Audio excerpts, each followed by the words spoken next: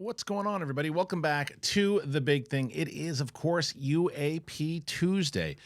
And just when I think that, oh, man, I guess maybe we'll have to go back this week and go over an old case to get more people acquainted with what's going on and maybe talk about someone inside of the community because there's not as much because things are coming. No. Lots of stuff. Lots of stuff coming right now. And people have been wondering, what is going on with the Soul Foundation, with all that footage and with that big conference that they had and that thing that was leaked? And Dr. Garry Nolan and David Grusch said things are coming. Well, they put a preview, a trailer about what is to come, more or less, basically saying that it's gearing it up. It's basically, I think, kind of preparing people that there is news coming. And then Dr. Garry Nolan pretty much said as much on Twitter. So we're going to play that whole entire video of what they have on the actual site and talk about that because it looks like things are gearing up with the Soul Foundation. And this is, again, co-founded by both Dr. Garry Nolan, David Grusch, about transparency in general. So we're going to get to it. Someone who's been fighting for transparency, we've talked about him many times on this show, is Burchett. Well, Burchett is talking about those hearings. When are the next ones coming? Do you think they're coming soon? He gives the answer on that. Mr. Sean Kirkpatrick, he's still in the news. There's other things about him. There's other things he's still trying to say, no, nothing to see here.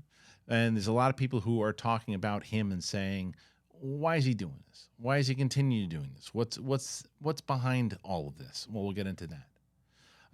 There's, as I mentioned, Burchett, and then there's Luna. They're on the, this is such a bipartisan thing that, and they're on the Republican side of it all. And when this comes down to it, it's really as I mentioned, a bipartisan thing. But you talk about the other side of the aisle, and there's Moskowitz and then AOC. Well, AOC talked to Matt Laszlo, and she has her thoughts and opinions on all this stuff as well. So we'll talk about Matt Laszlo's exclusive quote that he got.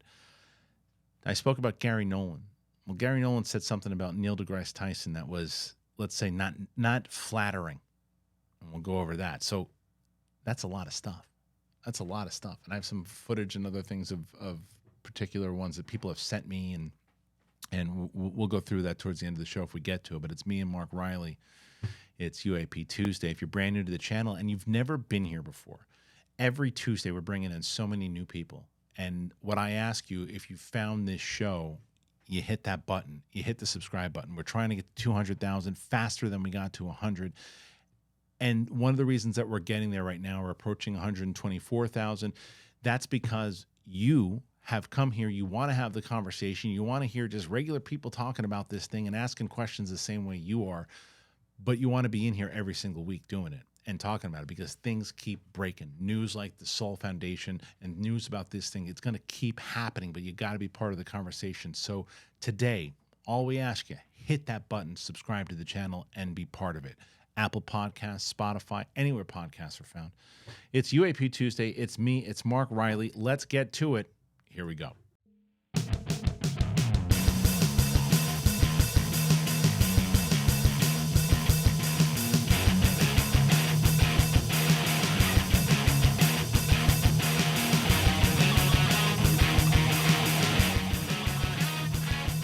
Welcome back, ladies and gentlemen,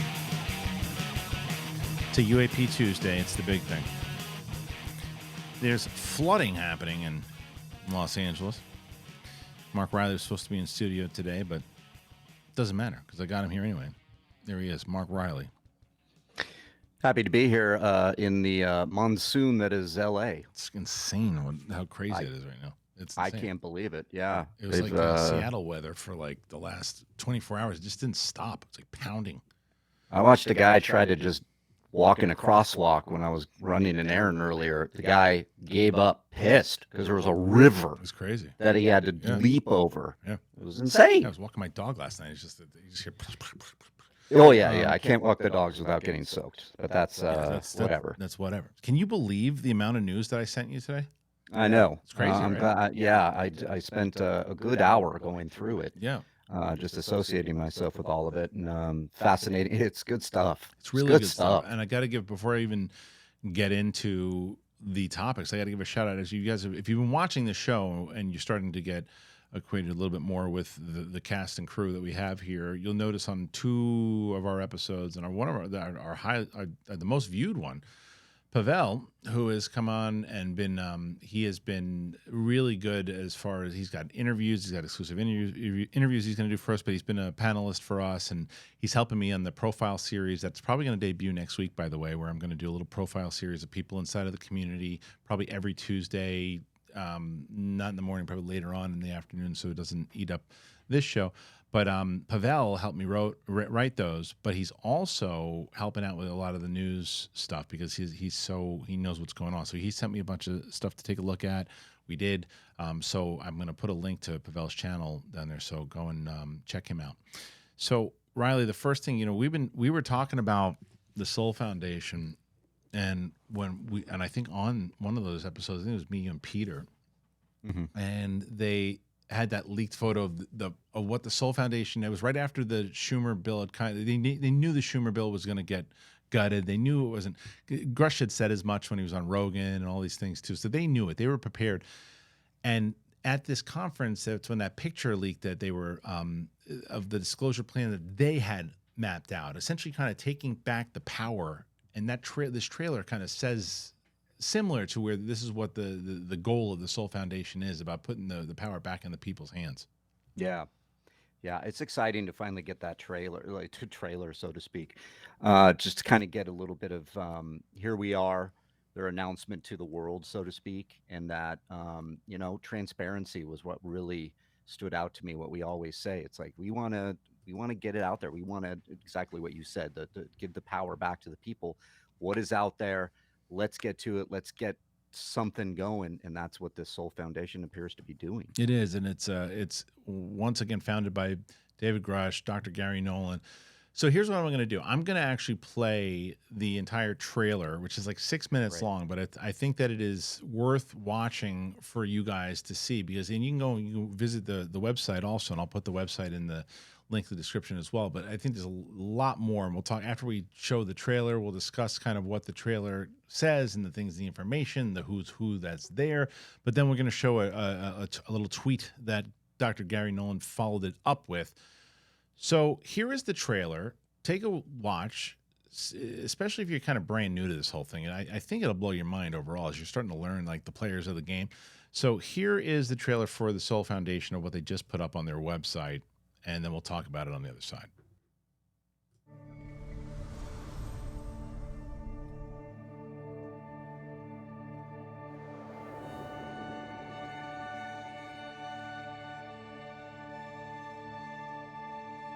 The Soul Foundation is an institute of research that funds and guides research in sciences, the social sciences, the humanities, and that also produces policy and advisory research that is aimed to illumine and help us clear up what's going on with the UAP issue, and also prepare us to deal with the social implications of it. I come from a tradition in science of taking from multiple different fields of science and thought simultaneously and synthesizing them into something new. You create and you invent. I'm a tinkerer by nature, and so here we are tinkering with the reality of what this might actually mean. We also are putting together what we call a whole of society approach that engages all institutions and kinds of people so that we can deal with what may promise to be a very world-changing issue in a way that involves everyone. Here you now have everybody realizing that it's possible to talk about this and that they're not going to be booed out of the room.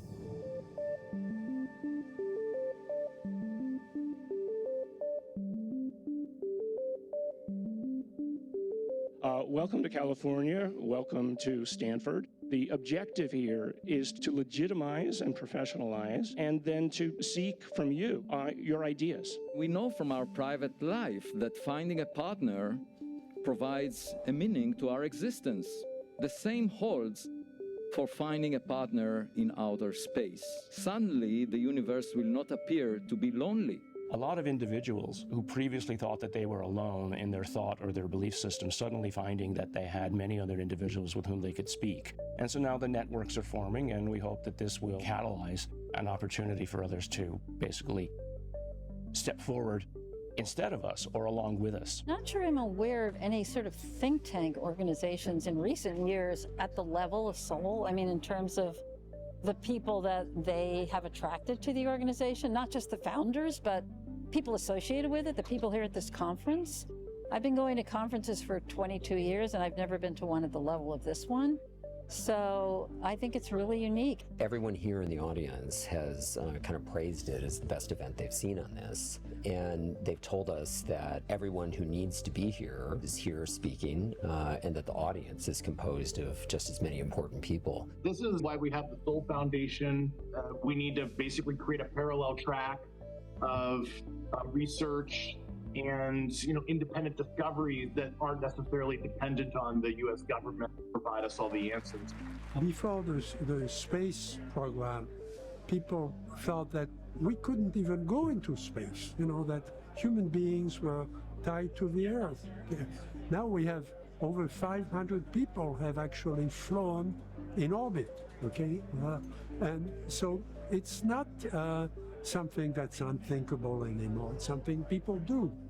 Okay? So the stigma has been removed. Imagine if you could actually use some kind of technique to search for unidentified objects that are non-human. A goal is to search for a specific identifiable signature from an ET probe or non-human object. It's an absolute perfect moment for Soul to get involved, because we need policymakers to be advised on this, right? I mean, they want to do the right thing. There are many members of Congress who want more transparency, but the more information they can get from the brilliant people associated with Soul, the better it is. So I think the moment is perfect. The fact that they're acknowledging it, whereas before, there's been rumors that NASA didn't want to do anything and other people didn't. But I think there's kind of like a crescendo, or something's coming, where now we can all get behind it. And I think if we can get this into more mainstream academia, I think it will help with a lot. The more academics that are writing papers, the broader the base of interest is going to become. And I think that's another really important aspect of what Soul is doing.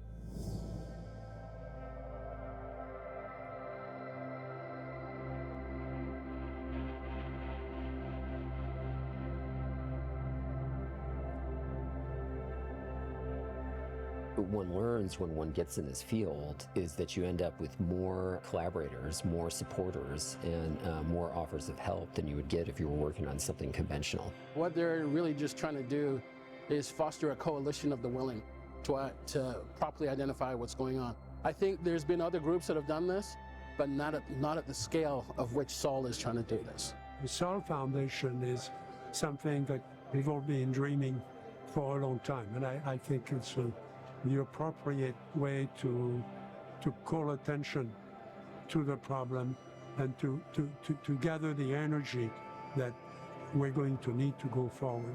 Anybody who will bring something forward in a manner that is logical and non-hyperbolic, we want to hear from them. The influence that Soul can have in terms of bringing in the academic community and drawing these people in and creating papers that academics can read, it's going to expand the base of people that become aware of this situation, of the UAP issue, and it might draw in other intelligent people that haven't been exposed to it so far. When this conversation develops and when the issue develops, we're always there to provide answers, because we were asking the questions that people are today 5-10 years before. We're on the precipice of feeling that we are both smaller and larger than what we thought we were before. Smaller in that there's a greater sense of intelligences that might be out there, and so therefore we're one of many. But so that can make you feel small, but then bigger by knowing that you're as part of a community.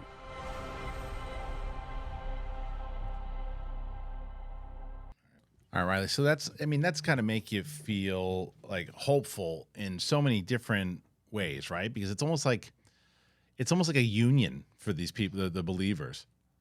Yeah, I think that's a good way to put it. A union, and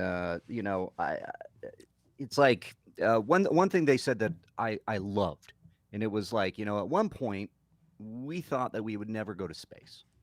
We look up, there's the moon. We're never going to get there. We're never going to go to space. Now we've torn that down. We've actually done it.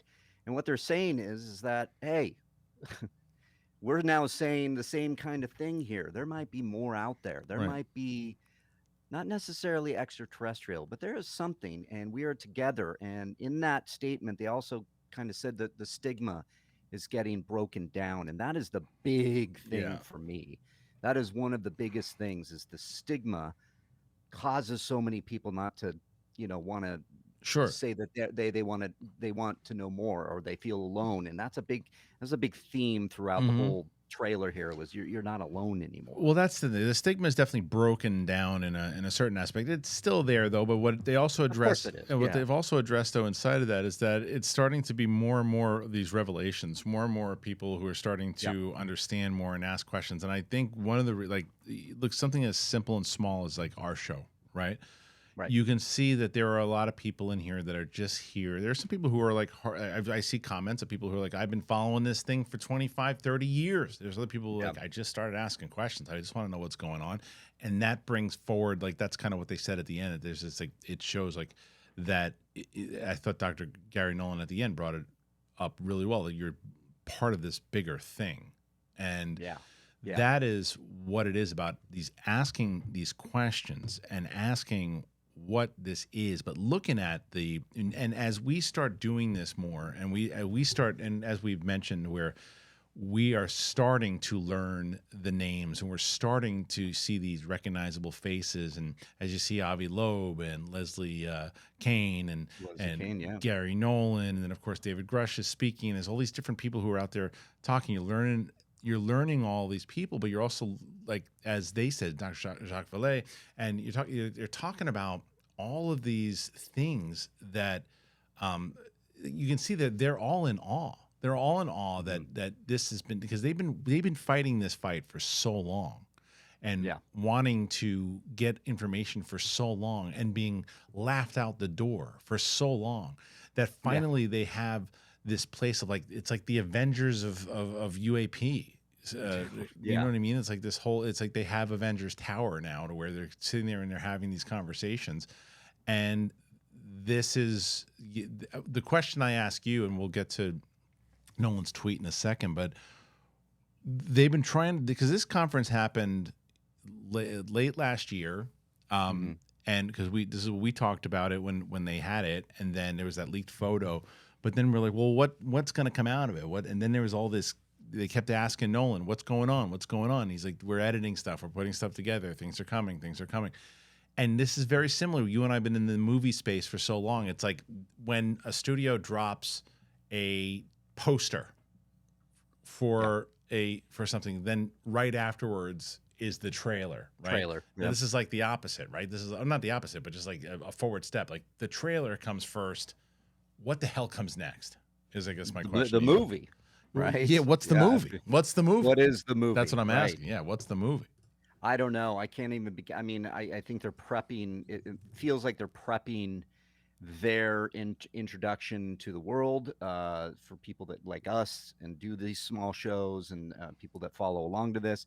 They're prepping maybe the bigger public to kind of pay attention or get ready. I don't know whether it's going to be earth-shattering stuff that they share. Right. It's one of my favorite things. You kind of said laughed out of the room. They said booed out of the room, which I wrote down because I think that is so apt for what we are doing.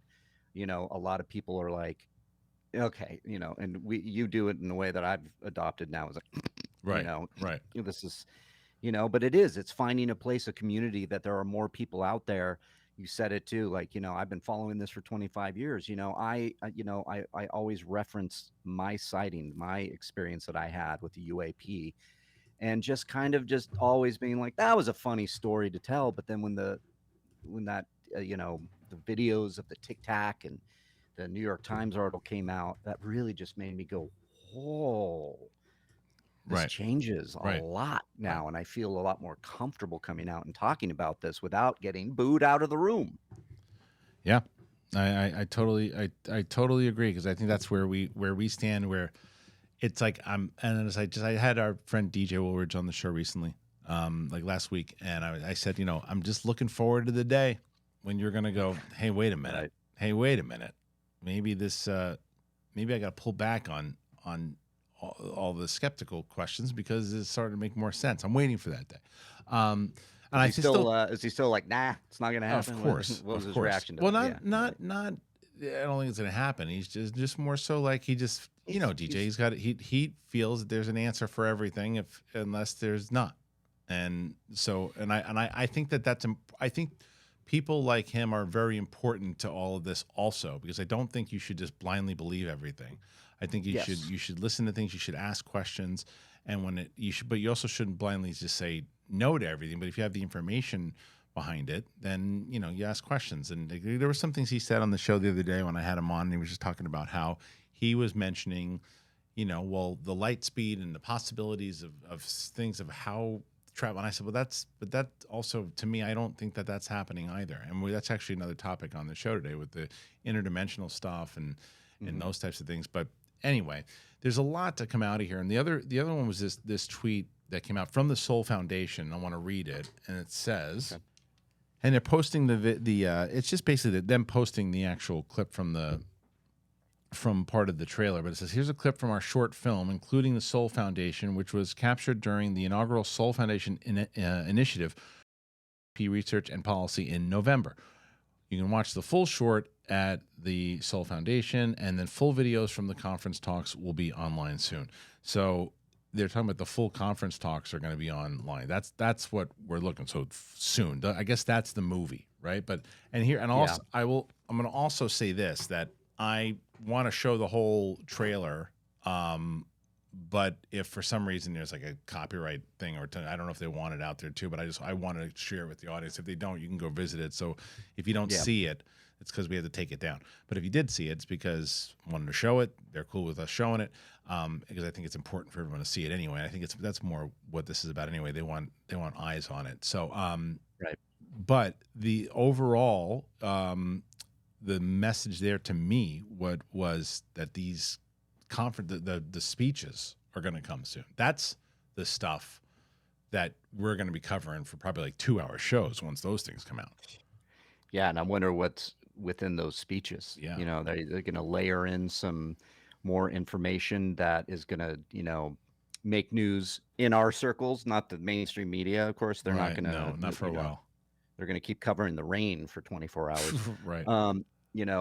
That's what I'm very interested in, is what little nuggets might be dropped in these speeches, because even then, little things of this trailer that sticks out to me is like, at one point NASA wasn't going to be involved, and then they brought up that NASA finally is mentioning stuff, which we covered, when they said, hey, we're not saying it's this, we're just saying we don't know what it is. And that's a huge step, I think, when something like NASA will come out and say, we don't know. Right. I think that's the best answer in a lot of things, because we'll probably get to Kirkpatrick. He's saying it's not this. Right. And he's and that's where it just feels like frustrating. Right. Because he's winning right now. He's kind of winning right now because it's like, because with the mainstream media side of it is what I mean. And like, because that's the stuff that they'll cover, right? That's the stuff that the immediately to debunk. I feel like they go, look at this. Wants more to say. Yeah, this guy ran the whole thing. He's telling the truth. Why wouldn't he be? He's telling the truth. Look at this guy. And then people write their pieces and all that. And so, and as we mentioned last week, what's damaging about that, because if what you're going to say is, well, what does it matter? Because I don't believe him and you don't believe him either. Yeah, but the problem is this. When Reilly's dad or someone else is scrolling through, whether it's a newspaper or the website they go to for their news, and that pops up, and that's the first thing. He says, the guy who used to run it says no evidence on anything, move along. No, okay, I thought so. It's just people just wanting science fiction to be real. And then they forget about it, because that's the intent of it.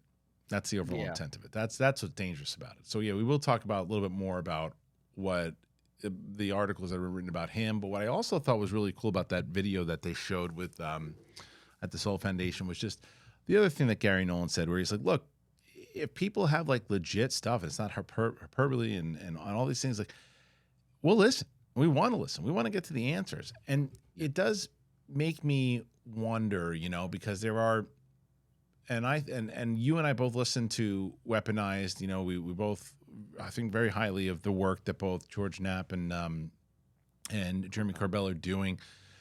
I do see, when I see the tweets that Jeremy Corbell will put out, and it's like, UFO truth bombs are coming, here they come, and it's like, I'm on two sides of this. The first one is, show me another one of these jellyfish ones. This time, show me the thing with the water. What do you got? Because this guy's getting a lot of information. He's clearly, like, people say, oh, he's just full of it. He's making things up. That I don't agree with at all. I think that I think he's passionate about it. I think there's a reason why he's associated himself now with George Knapp. I think they have a lot of information. And I get excited when he says there's something else coming. The problem I have is that I don't think the jellyfish video, even though it had a major impact and a lot of people covered it, I don't think it had the impact that he maybe thought it was going to have overall. Meaning, like, this is it. This one's going to be huge. Because it's got to be one of those videos. It's got to be some kind of information that can turn the DJ Woolridges and the naysayers around like that. That's the kind of stuff that if you're going to be like, here it comes, because you and I, we're going to give it the benefit of the doubt. We're going to talk about it. I'll probably be more on the side of it of going, look, because I do think that it is, I don't think it's balloons, and I don't think it's a drone, and I don't think it's a jetpack. So I do side on the fact that it's more so in the UAP side of it all. But I do want to see that water stuff, and I do think that would have been a lot more compelling had he released that as well. Yeah. If he had it. It's a good point, because I think that jellyfish video got me thinking and going back and forth, and I've talked about it on had you like shows. A dog chasing your tail. Yeah, it felt that way, yeah.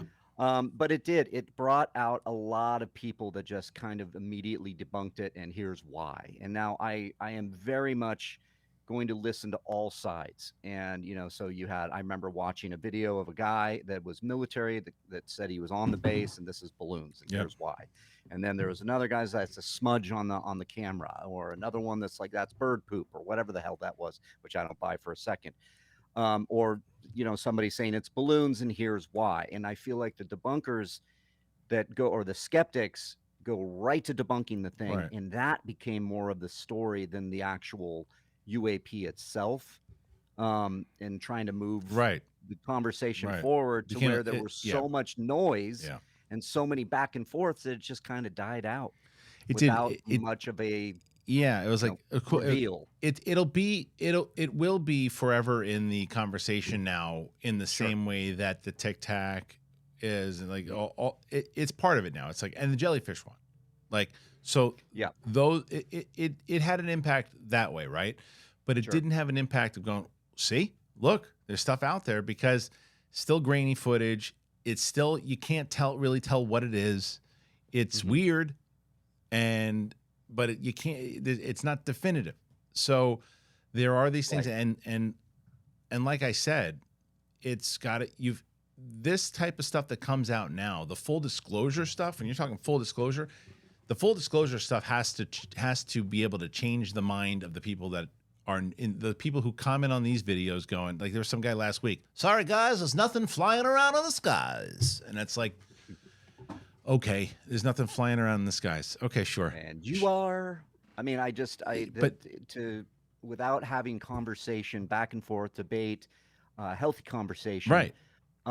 Just kind of classifying it as nothing is, I think, ridiculous. That's my point. My point is that the stuff that comes out of it, this is that, okay, well, if the government's not going to do it, well, here we come. If that's, because that's the whole big fight that's been out there. That's the fight that's been out there on Twitter of like, well, look, here's what's coming. Then if you don't want to do it, we're going to do this the hard way. How many times did you hear that? We're going to do it the hard way. And here's the hard way. Footage that could be something. You got to decide.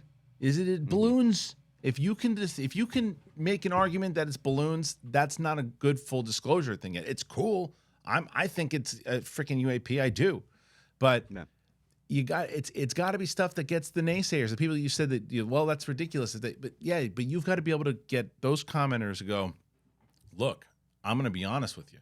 I used to come here and go, this is nonsense, guys. Stick to talking movies. I don't want to deal with this. I don't even watch your UAP show. And then they go, I started watching because I don't know what that is. And that, to me, now I'm starting to go on the other side. That's what full disclosure has to be. If it's legit. Yeah, with you in regards to the jellyfish video, it would go a long way if we had that other extra. That's right. footage. That's right. And it is hard to, and I do see the skeptics and the people that automatically debunk and go after Corbell and Knapp about, well, you don't have it. Okay, then this is bullshit. Mm-hmm. It really is. It adds to the ability of some people who want to immediately debunk it or are skeptical to just go, I gotcha. You don't have it, so right. I can classify this as balloons. Right. That's what I'm saying. Yeah. And I get that. We are a curious race of humans that want to explain it right away and need to explain it right away. Right away. It's like 80 years. I think it's just in our nature to just want to say this is it. There's no gray in the conversation. It's this and nothing else. And I don't operate that way. I've always liked to either collaborate, to discuss, to go back and forth, to have a healthy conversation and to acknowledge maybe, hey, this could be something else. I don't know. It's very, very, it's with this kind of stuff, because it is so, we are working in what has become, the stigma has become science fiction. We're immediately going to debunk it because that's, that's not a dragon or a wizard or a UFO. That is what the conversation tends to go to. And we are asking questions now because we're starting to ask questions. We're starting to look up in the sky. We're starting to see all viewpoints. And for me, I can't speak for you, but I tend to believe you're with me on this, Kristian. We start to see like there's something fishy going on here. Yeah, There's I think that they're not sharing. Well, I think that's the whole basis and the whole reason behind why the Soul Foundation's doing what they're doing, because they know that the information shouldn't just be coming from people who don't want to tell you the truth. It should be coming from people that want to tell you the truth, or at least tell you what is out there, whether it's legit stuff, other governments, whatever it is. People who are going to be transparent. And then the flip side of what I was saying about and I preface this again by saying I think that what both, whether it's the Daily Mail stuff that they did with the CIA program, the reverse engineering thing, the Jeremy Corbell and George Knapp, I think they're all doing really good work. And how everybody wants to we're going to get the information out there now.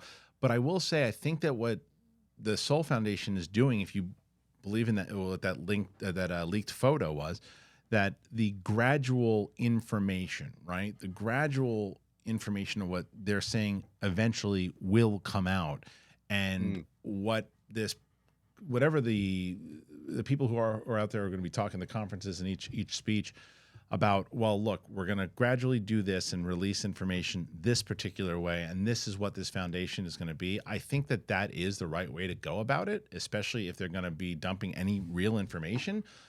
But there's also the very good possibility that we could be let down. That it's like it's just a bunch of people who know a lot of information, and they're like, well, but we can say this and we can say that.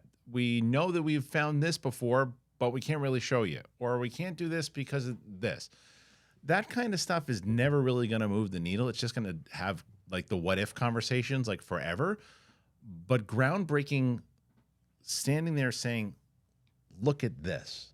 We're confident this, because it seems like that's what this trailer seemed to say. This is basically this first steps to let everybody know that there's more to life than what you think it is. I think it's a great point, and I think that it goes both ways. I think that the gradual release of information might help people who don't believe this completely, who maybe aren't even aware of this is going on because they're just living their life and they need to focus on work and family and kids and all that kind of stuff. And Soul could release something that says, here's some, proof of UAP, and it could get that one person be like, what? Wait, what?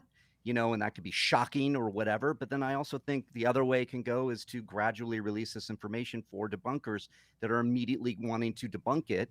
Because if you kind of release it all at once, I feel like that would even help the debunkers, because if it is like earth-shattering news, they could be like, that's just, you don't believe that because of XYZ. I think it just, I don't think I'm doing a very good job at illustrating my point. I just feel like it's so important to gradually do it on both sides of the. For sure. I mean, I just want a video if they're going to show video, clear cut video that also says, okay, Corridor Crew can't say crap about this one. Right. Because the Corridor Crew debunks everything that they see, and they find a way to do it. And I love the Corridor Crew, but every time someone says to me, well, the Corridor Crew says it's fake, what do they know? They're good. They're great. They're great CGI guys. They're great at visual effects. I mean, they're amazing. They're amazing at visual effects. But what do they know about this? What the particular thing? Not every single thing is a cheated thing. So it's like I just because of what Reilly also said, it's one of these things that we're in such a time where everything is versus, Yes. and I'm just so tired of versus. It's like this should be the thing that just unifies everybody if it is indeed true. And I know that the skeptic in everyone and the pessimist, rightfully so, in everyone would be like, yeah, even if we did, we'd still find a way to either weaponize, these people, these things, or try to one side versus the other, or country versus country.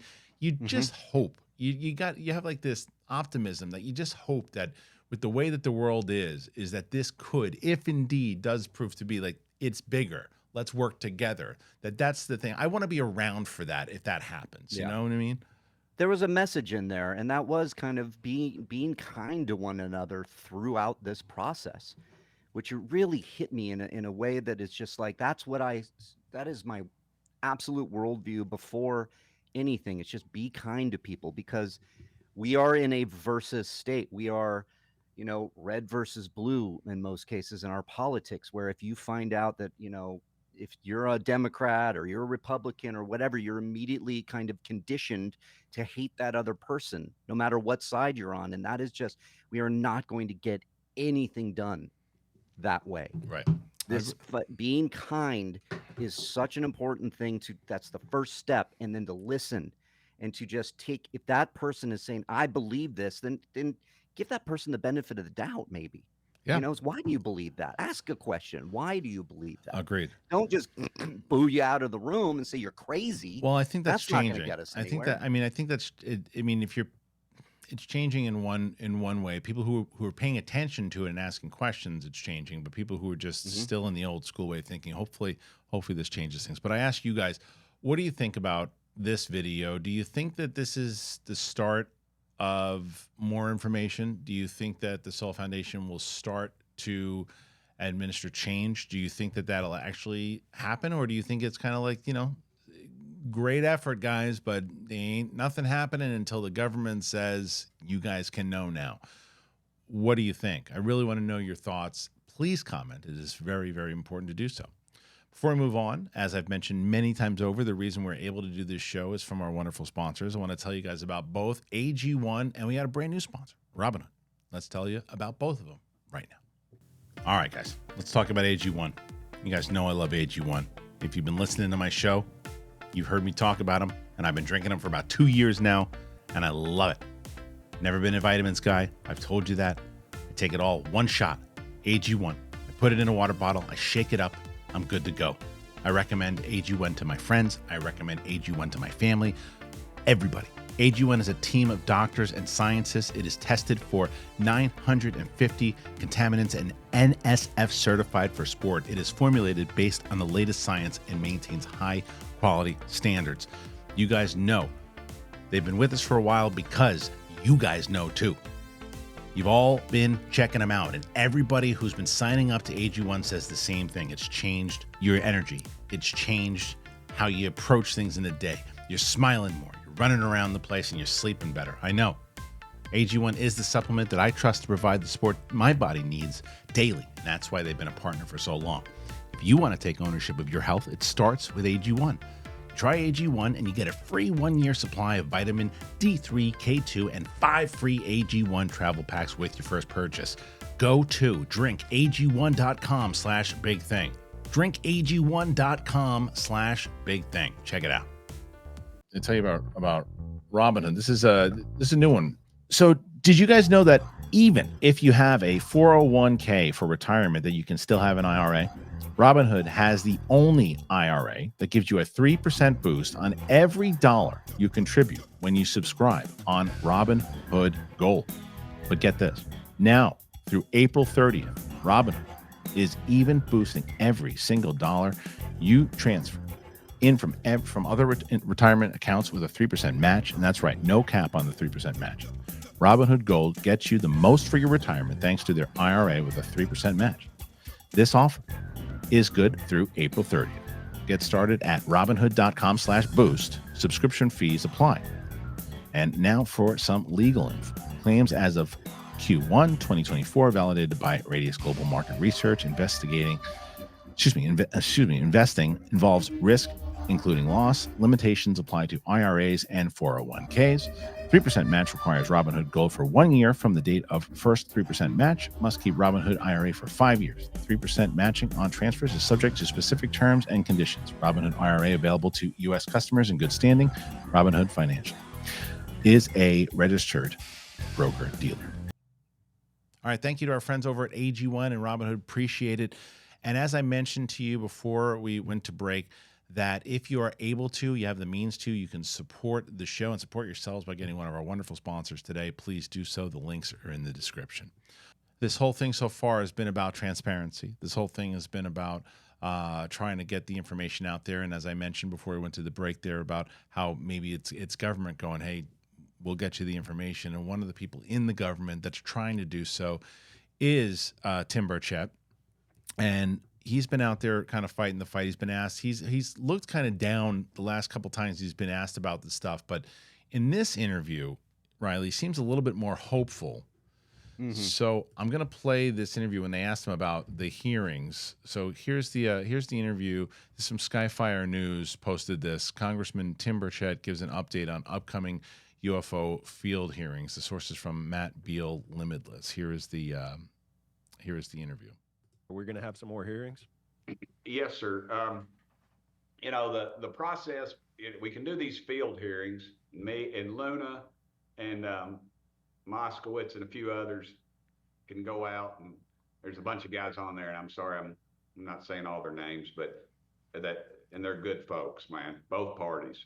Some of my Republican colleagues are some of the best people in the world, and they're conservative and God-fearing people and not flashy, but just want to get to the bottom of this thing. Yep. And so we do a field hearing. It's just we can do whatever we want. We can go to Area 51 or something, possibly. But Area 51, everybody wants to go there. But it's kind of like, as soon as we announce something, don't you think the U-Haul vans are going to be there moving, whatever? I mean, Area 51, it's if you want to go to the little ALN, the bar over there or something, or get your picture made in front of one of those signs that says, we can kill you. It's basically they can kill you. You can use deadly force to stop you from entering. And it's a Department of Energy kind of deal, and it's screwy. But I don't think there's much there, if there is anything there. I believe they're working on stuff there. I believe you got places maybe Wright-Patterson, but the real deal is they're at these corporations. And I'm sorry I'm talking too much. I've had too much coffee today. Oh, you're great. Yeah. But the way it works is under FOIA, Freedom of Information Act. I can request something at a government entity. You can request it, and they generally have to respond. But since they passed it off to these private contractors that are getting these $500 billion somehow, it's a question of whether we can pierce the veil of that corporation, if that makes sense to you. It does, yeah. And so that's how they do it. That's how they compartmentalize it. People are working on stuff they don't have any idea. I'm a motorcycle guy. I always give the idea thing. If I took a brand new Harley or a brand new Indian and sent it back to the folks on the Mayflower, it'd just be a bright, shiny object. They might get it started eventually, but they ain't gonna work on the fuel injection. They won't have the technology even to make the gasoline for it or pump the tires up or whatever. And and that's sort of what they've got with this stuff, if they have it. All right, so there you have it. Tim Burchett talking about it in general. He definitely seems a little bit more upbeat about it now than he was. But I actually think he's 100% right. I think that the second they say, "Hey, guess what, everybody? come with us as we're going to go to the Roswell place or this, or we got a location here. They're ready to move whatever they got like that. Nothing to see here. Yeah. I can't remember where it was, and I can't remember which. It might have been Greer that said this, but it's like what they have to do if they're going to do it, and when they're able to do it, and they have the legal rights to do it. They just got to raid. They just got to raid, and they got to say, okay, we have. This is what the freaking that bill would have been allowed them to do, but they can't do that now. Yep. But whenever they can do it, and whenever they're able, because they said that, I didn't really understand fully the answer because when he said there are going to be hearings, that's great. I don't necessarily know when, right? But because we knew he had answered that question that there are going to be hearings, but the question is when, where, who's going to be there, that type of thing. But I think it's got to be approached, and he knows it. Remember when they asked him outside of that courthouse when they were coming out of that skiff, and he said, "Well, who's some of the names?" And he's like, "I'm not giving you that." He said, "Last time I did that, people came in and said, and the next thing you know, NASA was telling him not to go, so I'm not telling you." I think he knows he's learning very much so how to play this game more than he did beforehand. That was kind of what I was thinking as well. And then to jump off your point, you gotta keep certain things close to the vest on this. Yeah, I think. Yep. And then reveal it later if that's even a possibility. Because you mentioned a raid. That's what law enforcement does sometimes when we need to, get the bad guys off the street. They're not going to put it out on the news and say, we're going to go in on Friday and take out this serial killer that we've been, watching for a while now. You're not going to do that. It always happens after the fact because for a reason. And I think that's very smart. If there's stuff out there and they can get the proper channels and they can get the proper people and they can go in there to finally get some answers, keep that shit close to the vest and let's go. Yeah, super close to the vest. They have to do that because, you look at this now, this kind of goes back to story one we talked about, now story two, and how they kind of correlate. It's like if you look at Soul kind of coming up and say, all right, we've got this coming out, we know this is coming out, this is coming out, and then the information starts piling on, and then what Lou Elizondo had said is coming out and those types of things. And then you get Burchett who's talking about, we're getting more hearings. They kept talking about how 2024 was going to be a big year, right? They kept talking about it. And as I do, because this is also a movie channel, for people who don't know that, this is for a lot of this stuff too, is very similar to me in the way that you look at like the movie season. It's like, well, January and February, they kind of have a couple of things here and there, but it's really once you start getting into the summer season where all the big stuff starts coming. And I wonder if it's the same type of thing, right? Where it's like, okay, well, you might get a big release in March. Yeah, you get a couple of them there, but it's wait until, because the big summer movie in July was the hearings. That was the big one, was David Grusch and the hearings, and Fravor and Graves all out there talking. And what's the big summer thing this year? You assume it will be something. Yeah, you may. I think about it this way. Your movie kind of metaphor. They need time to prep, and they need time to gather info, and that might take a while. The new year clicks over, and we're January, February. We're getting our ducks in a row. March comes up. We're interviewing witnesses. We're getting this permissions. We're getting that permission. May, June rolls around. It's like boom. We got some information. Let's go. Let's have a hearing, and it's July is the, Deadpool 3 of the UAP kind of conversation. Right. I could see it that way because it just kind of makes a little bit of sense that they're going to have to just, plan this thing rather than just going in guns blazing and dumping stuff all over the place without everything. Unless you have stuff, unless there's just that one person that just has everything and has like, look, I told you, like, go ahead, tell me that's balloons. Go, tell me that's balloons. And then you're like, I can't. Maybe you shouldn't have released that. Yeah, but I did. Like, unless that guy could be a whistleblower just being tired of the it. He's got the stalemates. Tired so like, what? Fine, here. This is what I have. Yeah. I'm going out with it. Yeah, they get that dude from Moment of Contact to talk. You remember that guy? The guy who was going to shoot everybody if they came near him. He was like, "What? Like that guy? Like let's What's that guy up to now? I wouldn't go and try to find out. I'll tell you that. No, leave him alone. Yes, and James Fox was scared out of his mind. So, well, speaking of James Fox and speaking of Nolan, by the way, this is James Fox has a new thing coming out, and this is his interview that he did with Garry Nolan. Let me show you a little bit out of it. Here's the clip with James Fox and Garry Nolan. Neil Degrasse Tyson's of the world. He is a very public figure. He is considered mainstream scientific community. A lot of people respect and listen to what he says. I don't think he should be respected because I don't think he's acting in the best interest of science. I think he's broken his oath of science, and that, frankly, if there were a tribunal of could you take away somebody's PhD, Neil deGrasse Tyson's PhD should be removed. When's the last time he's been invited to give a science talk? When's the last experiment he's published? Never. He hasn't. Why is anybody listening to him? Don't ask me. He bloviates. Sorry, Neil. He should be stripped of his PhD. Damn, as they say. Shots fired. Shots fired. Dude, you look at that video again, like Garry Nolan is pissed. Like he's pissed. Like he's just like, I don't know why anyone respects that guy. He's like, what was the last thing that he published? He hasn't done anything. That's right. Whoa. Yeah, that stuck with me too, because it's like, because it made me immediately think it's because he has achieved a level of celebrity, that he can go out and it's like Dr. Phil. Guy. It's like Dr. Phil. Like Dr. Phil.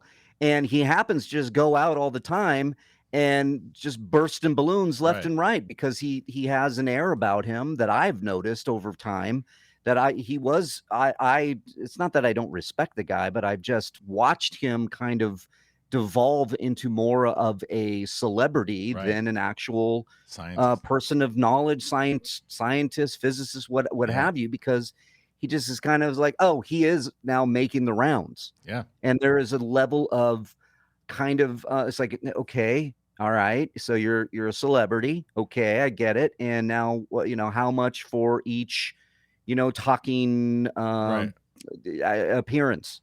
Right. And it kind of delegitimizes what he's saying, because it just kind of, the fact that he said strip him of his PhD. Oh, that's brutal. I wouldn't go that far right now, but I don't know. I mean, I'm not in this, I mean, I don't know. I mean, look, if you were in this in the same way that Garry Nolan is in this, and you are listening, you have these. If you're trying to base this all on science and certain things that and then you're having legitimate conversations with other people you respect that might be naysayers who are asking questions, because he certainly has those questions also. But he doesn't feel that way about Neil deGrasse Tyson. He feels that he's doing the opposite, that he's not doing his duty and he's deceiving people. That's a different conversation. And absolutely. Yeah. And look, the other side of it is too, is it the same type of thing with the Kirkpatrick situation with him? I don't know. You never know. I mean, that's more tinfoil hat stuff, but it's like, you never know, because if in the same way that I do think it's bizarre that news networks don't cover these things, because most people, and I said to, even when DJ was on the other day, and I said to him, you're someone who covers politics. How much do you know about, because he pays attention to politics. I said, how much do you know about this Chuck Schumer thing? He's like, nothing. What is it? And I'm like, exactly. See, like this, and he knows who Chuck Schumer is, and Rounds. He knows who they are, but he doesn't know what they were doing. And I'm like, that's weird. That's just weird. That and it's not a thing. Like I said, it's not a matter of the networks going, oh, look, guys, they're saying it, so it's got to be real. No, not what I'm saying. I'm saying the exact opposite. I'm saying if it's like, what the hell is the Senate Majority Leader talking about? This is what he said today in front of a whole bunch of people. He thinks it's real, guys. And that was none of that. This is just like, don't talk about this. And don't be surprised if the same people who are telling the networks, don't talk about this, telling, hey, Neil, do me a favor. Say this. Possible. I don't know if that's true. That's all speculative and sure. But I just don't hold it past anybody these days. What do you know about sometimes it's about they don't want people asking questions. Right. That's what it comes down to. I mean, you could go back as far back as JFK and the assassination of JFK. They don't want people asking questions. So they just say it's this, nothing to see here, move along. There's a very similar kind of theme here where it's like you don't want people asking questions. And so when the Kirkpatricks kind of step forward, or the Neil deGrasse Tyson step forward and are so just nope, there's nothing. Just nothing. It's like I always say, there is a way to have a conversation. Yep. I don't care what it is. I don't care if it's about UAPs, if it's about, hey, why just let's have a conversation is what I'm trying to say. And don't just bury it with like, no, I didn't do anything wrong. So there's nothing to talk about here. Right. How do you have a conversation like that? And I think it ultimately comes down to Kirkpatrick. Yeah, you're speculating. I'm speculating too. I'm going off of a gut feeling. I tend to just listen to my gut, and there's something about that guy, the way he speaks, it stinks. It makes me go, it really does, because it really does not incite conversation. You know what it reminds me of?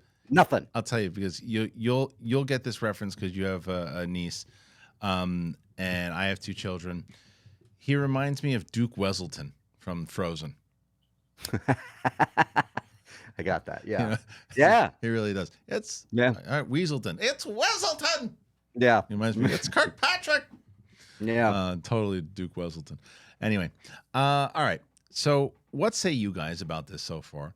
But all the stuff that we're talking about, what do you think about, and what's your opinion on Neil deGrasse Tyson? Do you think that, look, this is guy, he's telling it how it is. Don't just say because he doesn't believe what this is, or do you think there's merit to what Garry Nolan's saying? That this guy is so far up his own butt that he doesn't really care as much about trying to find out the real information. And as Reilly said, he's more up there with celebrity. What do you think about it? What do you think about the comments by Dr. Garry Nolan? Do you think that was he was too harsh? Do you think it needed to be said? What say you? Comment. Let us know. Before we move on, tell you real quick, both about our friends over at Factor and Blue Chew. Here you go. Factor is delish. I love it. It's yummy. I get some good meals out of it because Factor is delicious. It's got ready to eat meals, and it makes eating better every single day. Because wherever tomorrow takes you, be ready with your pre-prepared, chef-crafted, and dietitian-approved meals delivered right to your door. You can have over 35 different options a week to choose from, including Calorie Smart, vegan, veggie, and much more. And there's even more to enjoy with over 55 nutrition-packed add-ons that make your weekly meal planning even more delicious. So what are you waiting for? Get started today and have a really feel-good week of meals ready to go. There you got 2-minute meals, and you fuel up fast with Factor's restaurant-quality meals that are ready to heat whenever you are. And you can sign up and you can save, because I've done the math. Factor is less expensive than takeout, and every meal is dietitian approved. They sent me a bunch of these, and especially now with what I'm eating and the way that I'm eating I lost like 17 pounds. Yeah. And so I have these, and especially when I'm working and we're doing shows, I have them. They're delicious. You can tell that these are made by like chefs. They're the best. So there's no prep, there's no mess. It's Factor meals are 100% ready to eat. So if you head to factormeals.com/bigthing50 and you use that code bigthing50, you guessed it, you're going to get 50% off of your first box and 2 free wellness shots per box while the subscription is active. That is code BIGTHING50 at factormeals.com/BIGTHING50 to get 50% off your first box and 2 free wellness shots per box while subscription is active. This episode is sponsored by Blue Chew. Come on, let's do it. Let's talk about sex. Hey guys, remember the days when you were always ready to go? Everybody, you're like, yeah, back in the day, go whenever I wanted to. Well, now you can increase your performance. You can get that extra confidence in bed. Listen up, BlueChew.com. Blue Chew's no joke. It's pretty great. It's a unique online service, and it delivers the same active ingredients as Viagra, Cialis, and Levitra, but in chewable tablets at a fraction of the cost. You can take them whenever, daytime, night. You can plan ahead, be ready whenever that opportunity arises. And the process is super simple. You sign up at BlueChew.com, consult with one of their licensed medical providers, and once you are approved, then you receive your prescription within days. And the best part, all online. No visit to the doctor's office, no awkward conversations, and no waiting in line at the pharmacy. Blue Chew's tablets are made in the USA and prepared and shipped direct to your door in a discreet package. So, for me, yes, it works.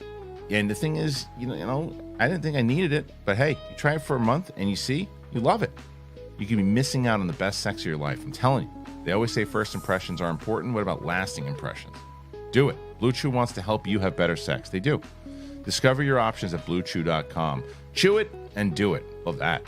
And we've got a special deal for our listeners. You got to try Blue Chew free, but you got to use that promo code BIGTHING at checkout. Just pay $5 shipping.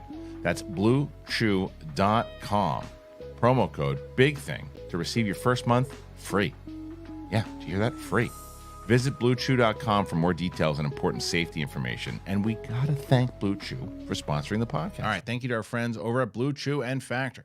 As I said, this show is fun. Hence, why we're going to talk about Blue Chew a lot. I love Blue Chew. No offense to anybody who doesn't, because don't cur. And Factor, delish, real delish. All right, let's move on. All right, we talked about like skeptics, and we talked about how this is from mathematician Eric Weinstein. Now, if you're not familiar with Eric Weinstein, he has been told by people very close inside of his circle that the phenomenon is indeed true. He's a math guy. So he wants to get the actual numbers and these things too. So you listen to this interview. This is again Jesse Michaels Network, and it's a very interesting conversation. Right? Did you have a chance to listen to this yet? I did. Okay. Yeah. All right. Here's the actual interview. This is from a Skyfire News exclusive that they had with Eric Weinstein. Here it is. All right. Here is the Skyfire News exclusive with Eric Weinstein.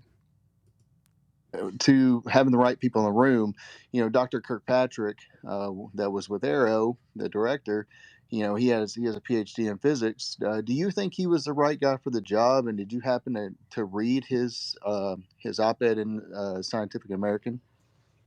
I did read that. I thought it was very disappointing. Let me just say this. Physics is a big place, and there aren't many people who speak the exact language needed to make progress beyond the standard model and general relativity. I don't think that Dr. Kirkpatrick is somebody who, for example, I don't know his background, but I would guess that like bundle theoretic and geometric physics, both the quantum field theory and general relativity side, is probably necessary. I don't think that he's necessarily the right person. I don't know whether he's supposed to put the toothpaste back in the tube. I do think that there's a very strange cabal of people who seem to generate an enormous amount of the weirdness around UFOs. I don't understand it. Why does everything go through Hal Puthoff and Jacques Vallée? It doesn't make any sense to me. But people get very used to it, and they sit around and they talk about Diana Pasulka and Kit Green and Eric W. Davis till the cows come home, and that just doesn't sound like reality to me. With respect to, you know, we also don't want to hurt each other's feelings. Eric W. Davis has been a prince to me, very, very nice guy. Hal Puthoff has been nothing but good to me. I don't want to run these people down, but we're in a situation here in which if you're telling me we've lost control of our airspace and you're talking about interdimensional beings, I can promise you that David Grusch has been told that. He knows he has a BA in physics and not a PhD. He's not at the relevant level of expertise. And then he tried to do a good job by illustrating it. And like, look at the pain that he gets into. He says like holography is an example of, dimension shifting. And then suddenly everybody's making fun. Oh, so, is this basically ADS CFT? It's really important to be more decent as humans to the people who are in this. Grusch seems entirely sincere to me. I've had tons of interaction with him. If he's fooling me, he's doing a great job. I think that the problem is that what he's saying is so crazy that we just don't have any basic framework for it. Somebody said interdimensional, and I can promise you, I haven't met anyone with enough physics knowledge to fill that out. That could be Kaluza-Klein, it could be large extra dimensions, it could be, a string theory with Calabi-Yau manifolds. It's anyone's guess. It sounds like somebody read Flatland and took too many drags on a doobie and came up with interdimensional aliens. And you just can't mix this sort of stupid shit and national security like that. It makes us look like the Keystone Cops. Everybody, Shabbat Shalom. Have a fantastic night. Really great to be with you. Enjoyed it. And you're in good hands with Jesse. Talk to you guys soon. I'll tell you, I don't know a lot about him, but I love him. All right. Me too. I love him because you can tell he's a believer. He's a believer in the fact that there's a lot going on. And he's just like, how is Kirkpatrick talking about this stuff when he's like, I don't know his background, but I don't think he's qualified to talk about this stuff. What he's talking about is fairly disappointing, and it seems like he said, like putting the toothpaste back in the tube, but that was great. But to be fair to him also, and we've talked about it many times over, where the interdimensional thing sounds like the most credible thing as opposed to light years, but he's just like, you can't just, he's like, I don't know anybody who knows how that works. I don't know how that, he's like, I believe that Grusch was told that. I believe that Grusch believes that. I believe that Grusch is legit.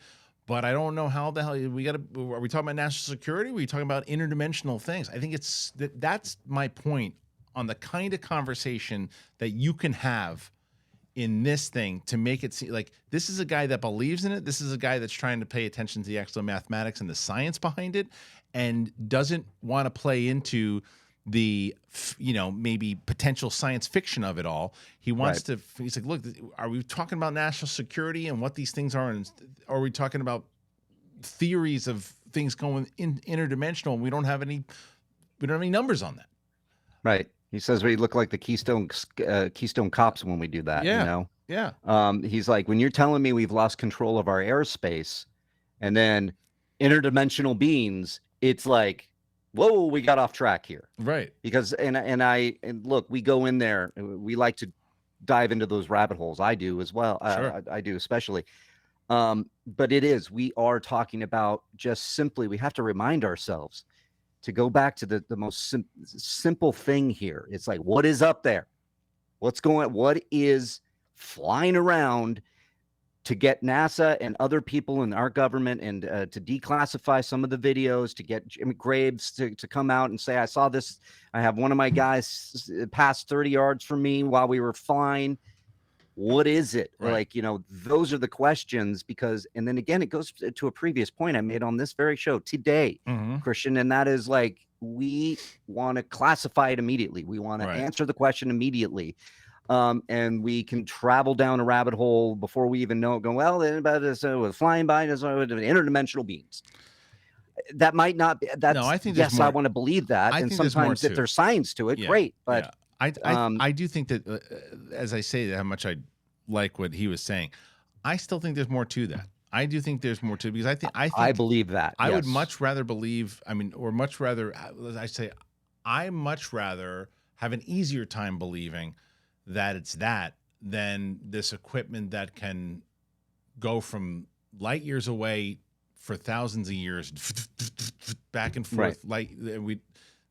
It's just quantum physics is a weird thing. Quantum physics is a very weird thing that I don't. It's the one thing that people like. If you could change one thing about yourself, what would you change? I would want to know how quantum physics works. Because I'm so fascinated by it, and when I try to even listen to anyone, I'm just like talk about it. I'm like this, right? Like cat. I'm the same. I want to know everything about it, but I can't. It's like it's just there's only, even like you look at Oppenheimer when you watch that movie, and they even say it about quantum physics. Just like there's like very few people who understand it at all. Like about and Weinstein said it himself. There's like a set amount of people who really can. Who get it? There's a science behind it. There's so much more behind it. And think about the smart, and I always say this. Think about the smartest scientist that we have living on the planet today that understands it. Now, imagine that person is the dumbest compared to somebody else. The people who can figure that out, or things that can figure that out. Like that's the one thing. Even to Weinstein, with his credit, it's like. The smart, sure, maybe the smartest person doesn't know how that works, so there's no theories on how that works. Yeah. Maybe we're the dumbest. I mean, there's evidence. Right. Right. But it reminds me of a conversation I had with one of my best friends, and he is one of the smartest guys I know. And you know, he doesn't really toot his own horn, but he's Mensa. You know, the guy. It goes down these rabbit holes, and we got into a conversation years ago that I just realized. I think I brought it up before, but he started kind of pontificating over this, being like, you know, with the way that interdimensional and physics can work, he's like, planes of existence, like it could be we don't even see them because they're on this whole different level. Right. They could be walking around, and our brain doesn't even have the capacity to understand what is going on, you know? Right. Because I think we do want to classify it immediately as little green men from Mars that built a spaceship and they came over here, you know, or light years away or whatever it may be. And that's not exactly what we're saying. No. It's something different. And I'm not saying I know I can even fathom to begin to understand what it could be. I just know that there are things we out can't there explain that we just can't explain. And the start of this is there's stuff flying around that people have seen. Right. Well, and legitimately people that are credible are saying, yeah, I've seen this. And so I want to believe, and I look at the person saying it and I go, they're credible. So what is it? Well, that's what I like a lot about Weinstein. That's essentially, that's his fight. That's his fight. His fight is like, I like that. He's like, people who I trust and people who I have had extensive conversations with, like, have told me this is the real deal. There's something flying around out there. And I also love, he didn't discredit, he did what Kirkpatrick should have done as the guy who was running the AARO. This guy said, look, he seems legit, and I believe that he was told these things about the interdimensional stuff and all that stuff too. Whether or not, or what qualified the things he had to put himself in a loop, and whether or not I believe what he's saying in general, irrelevant. I'm saying that he's credible. He seems credible enough. If he's fooling me, he's doing a great job, whatever it might be. But he's got this information. The way that that guy should have been running the freaking AARO, not Wesselton. Yeah. Yeah. So, that's just such a great point. I've mentioned many times my friend Kai, who, you know, has believed that he's been abducted many times, you know, and has seen these things flying around. And it's like, I believe that he believes he's seen it. He's credible. Do I believe it? Oh God, that I don't know, but he believes it. And you start there by going, no, they're full of shit. Right. You know, that's what I liked about that conversation and what you said there, Kristian, because it is about, a lot of times it really is about seeing these people talk and that they're credible. And you go, why are they sharing this? Why would they want to share this and be blacklisted or be looked at as a pariah or whatever, you know, or booed out of the room, to what Soul was saying? Yeah. And so it looks like, you know, there's a lot, as we mentioned, all this stuff and so I really did enjoy that interview very much. So, speaking of Wesselton, let's talk about this. All right. So this is from The Hill, and the article is "What Has Happened to the Pentagon's Former UFO Hunter." This is by Marek von Rennenkampf. As an intelligence officer, I would expect all of you to expect me to lie to you. So the former director of the Pentagon's UFO Analysis Office quipped to an audience in 2022. Since his retirement in December, Sean Kirkpatrick has been on a media tour unusual for former intelligence officials. Kirkpatrick now indirectly accuses top members of Congress of holding a religious belief in UFOs that transcends critical thinking and rational thought. Kirkpatrick now indirectly accuses top member of Congress of holding a religious belief in UFOs that transcends critical thinking and rational thought. In his most pointed commentary, he has also fired back at whistleblowers alleging the existence of surreptitious government UFO retrieval and reverse engineering efforts. According to Kirkpatrick, none of the UFO whistleblowers have any first-hand evidence or knowledge. They're all relaying stories that they heard from other people. At least 3 sources contradict Kirkpatrick's statement.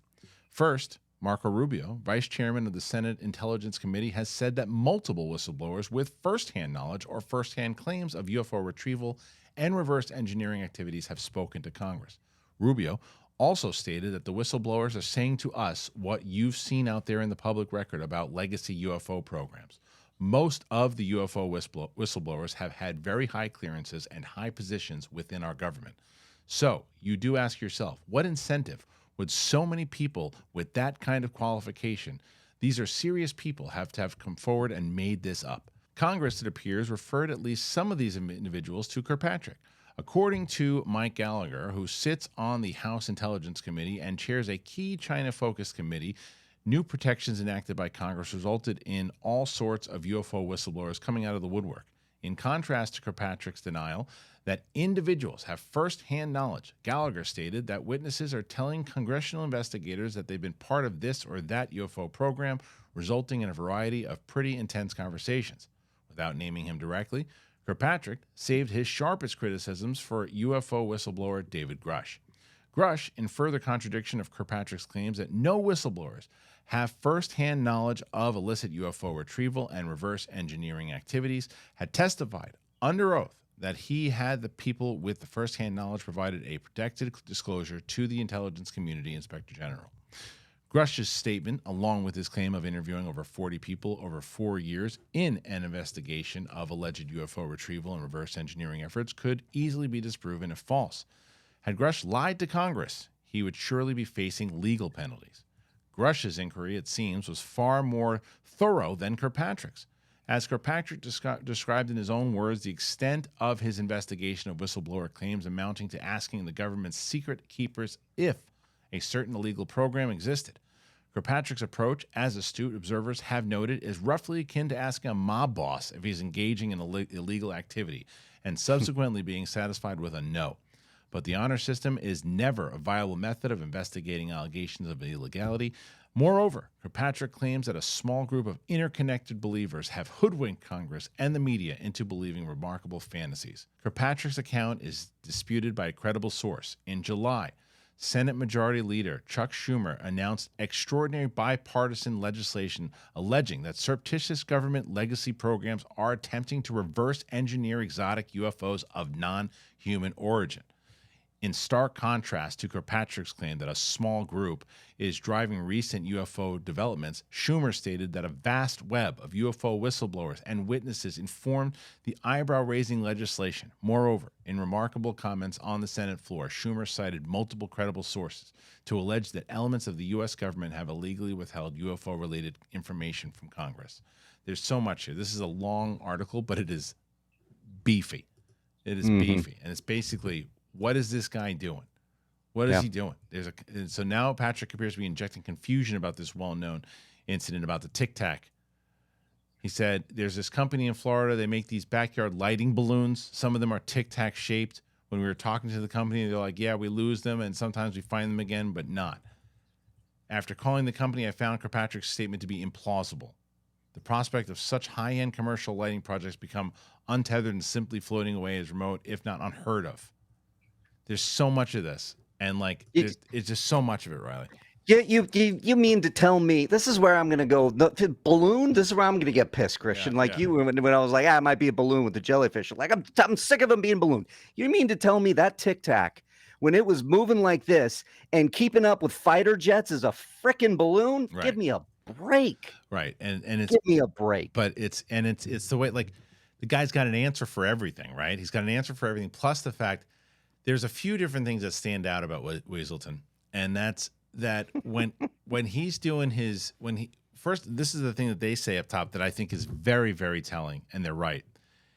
It's really strange that this guy who had this much clearance is normally when people retire, they retire, and he's out doing press tours. He's doing like all this press, and he said, "Oh no, nothing to see over there. Let them."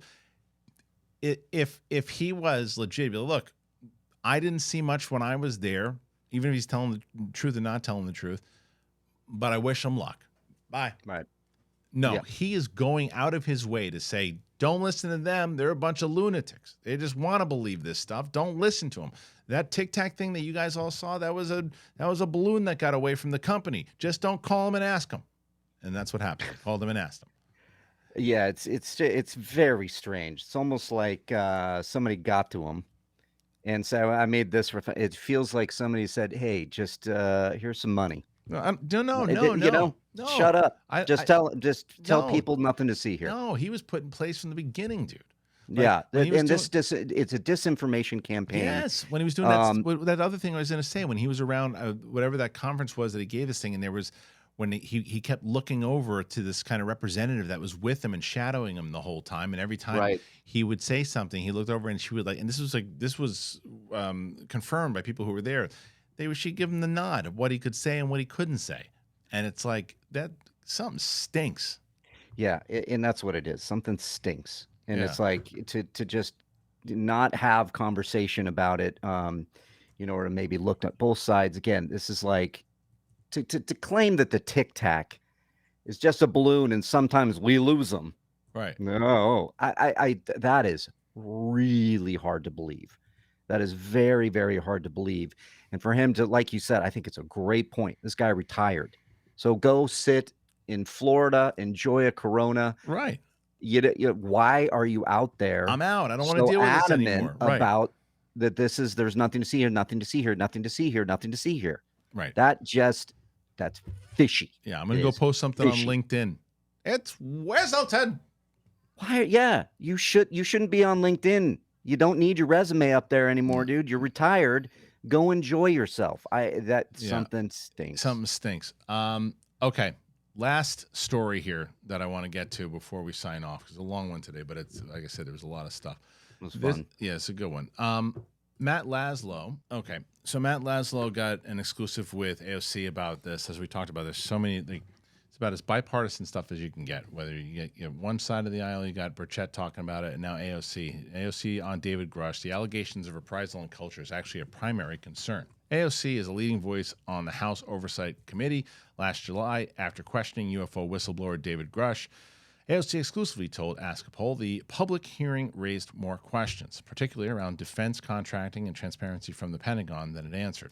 After attending last month's SCIF briefing on Grusch and his allegations, AOC refused to answer questions from reporters because the meeting was classified. So we made sure to circle back with her as soon as the opportunity arose. So they asked, it's almost like the military-industrial complex is now complete, it seems, and that enables them to hide stuff from Congress. To which she said, I mean, that's the core question that we have to ask. She says, I think there's an enormous amount of open questions here as to what guides, where the line is between what falls under direct government operations and what is chosen to be contracted out. I think that there's potential oversight to be done. And then also, of course, once a contractor is in possession of U.S. resources, how that is deployed and what the information is shared. So what I will say about this, what I think is what I think is good about having her on the case on this one is that she really wants to get to where's that money going?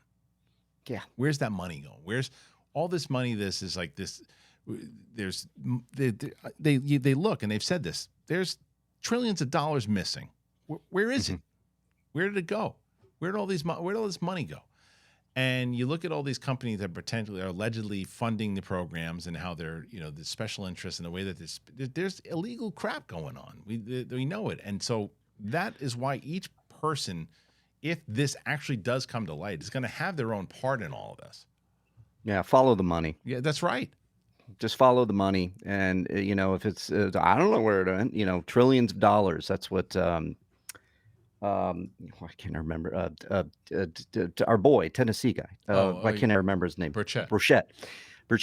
He said that many times as well, and that's what it always comes down to. Follow the money, right? And if they're hiding and saying nothing to see here, keep moving. This is where you start. She's smart. This is where you start. Start asking those questions and see what can be uncovered. Yeah, and we also don't need every single politician going after the same thing. Like, you don't need every politician going after the same thing and fighting the same fight. You don't need her caring about the reverse engineering program or recovering non-human remains or whatever that is. Like, she doesn't have to be, sure, she's interested in it, but doesn't have to be her primary focus. If her primary focus is where's the money going, and that traces back to help the people who are looking for those things, then they all can scratch each other's back. And that's the definition of bipartisan, and why this thing is, to me, one of the reasons I like this story the most. is because it's one of those things that I feel like everybody is being human again. I feel like everybody, when they're actually on the same page with this thing, like there's not a lot of it's obviously political, but it's not partisan. Dividing It's not partisan politics. And it's one of those things where you can be, it's like we're all, if it is indeed what we all hope and think that it is that this is going to be something that everybody fought together, and how proud you would be of it, of asking, like, as I mentioned on this show, like doing our part to just asking questions. And if it turns out to be like, if Garry Nolan and Grusch, and they are able to bring to light things that Reilly and I speculate, and we go, whoa, look at that. We were actually alive during that period when the future of the human race is going to be done. We were alive during that period. I mean, that is like, it is the biggest story in human history, if it is indeed true, if it indeed. And look, the flip side of that is I'd like to also be around for when someone says, hey, look, dummies, it's Russia. It's been Russia since day one. They've had these things. They have, or it's China, or it's Japan, or it's anybody, or it's a different country, it's Australia, it's somebody else has done it for years, and they've been waiting for 100 years to finally debut this stuff, and they're about to do it, and we've discovered it. Do I think that is the case? No, but I would like to. I would just want to be around when the actual, like, for people to stop saying, "What is it?" Yeah. You said something that makes me happy, and that's how good it would feel to have people working together. Right. AOC working in conjunction with some Republicans and vice versa. That is getting to the bottom of it. That is something that we don't see a lot of in today's climate of politics. Yep. You have immediately, it's like, it doesn't matter what it is. It's like, I'm a Democrat introducing a bill. Nope, get rid of it. Not even hearing, it's like, and vice versa again. That's what I see as being really great. And if it is to turn out to be Steve Jobs back from the dead, floating up in space, testing these things out. What is it? Great. Just tell me what it is. Yeah, and some people, you might not be able to handle it. Who knows? Maybe not. But I still think that I think that will give a meaning to not just our existence, but existence to people who are long gone. It'll give like a lot of answers to a lot of different things, whatever the hell it possibly could be. But stacked episode here today, my friends. I want to thank you guys for joining us. As always, Mark Reilly, where can they find you, buddy? On the internet at Reilly Around, REILLY Around. See you there. For me, you know me. You hit that button. Hit that subscribe button, guys. We're hoping that today we cross over 124,000. I think that you guys can get us there. You just got to hit that button. If you were a part of this conversation, you want to be part of it every week, just hit that button. I'm trying to get to 200 faster than we got to 100. And I think we can do it. If you want to help out the show, you want to support the show, and you have the means to do so, consider one of our wonderful sponsors here today. Link is in the description, and I always pin our sponsors as our first comment, so check that out if you want to help us out. So again, Apple Podcasts, Spotify, anywhere podcasts are found. Thanks for joining us here today. For Mark Reilly, I'm me, you're you. We'll see you next time.